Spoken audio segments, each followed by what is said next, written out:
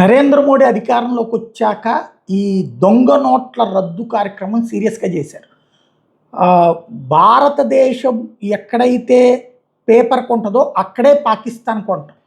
దాన్ని తెలిసి ప్రణబ్ ముఖర్జీ టైంలో ఆపేస్తే మళ్ళీ చిదంబరం వచ్చి అక్కడే పేపర్ కొని మన పేపర్తోనే పాకిస్తాన్ పేపర్ కూడా పాకిస్తాన్ వాళ్ళు మన ప్రింట్లతో నోట్లు తయారు చేసేసారు. ఈ దేశంలో చాలామంది చేశారు. అది దొంగ నోట్ అనడానికి ఏం లేదు, ఒరిజినల్ నోట్.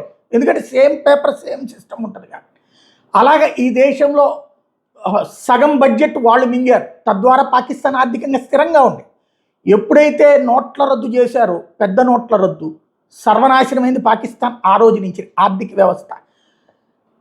ఆ తర్వాత దొంగ నోట్ల కంట్రోల్ అయింది. మళ్ళీ ఈ మధ్యన పాకిస్తాన్ అట్లాంటి చోట్లన, బంగ్లాదేశ్ అట్లాంటి చోట్ల దొంగ నోట్లు ముద్రిస్తున్నారు అన్నటువంటి విషయం ప్రభుత్వం నోటీస్కి వచ్చింది. ప్రభుత్వం రిజర్వ్ బ్యాంక్ ఆఫ్ ఇండియాని ఎలక్ట్ చేసింది. రిజర్వ్ బ్యాంక్ ఆఫ్ ఇండియా సరిహద్దు ప్రాంతాల్లో ఉన్నటువంటి అన్ని బ్యాంకులకి కూడా ఫేక్ కరెన్సీ డిటెక్షన్ మిషన్స్ పెట్టుకోండి మీ దగ్గర అన్నటువంటి విషయాన్ని తేల్చెప్పింది. ఇంటర్నేషనల్ బోర్డర్స్ అంతా కూడా ఆ విధమైన అడుగులు వేయమని చెప్పింది. అంటే మళ్ళీ నకిలీ నోట్ల కలకలం రేగుతోంది.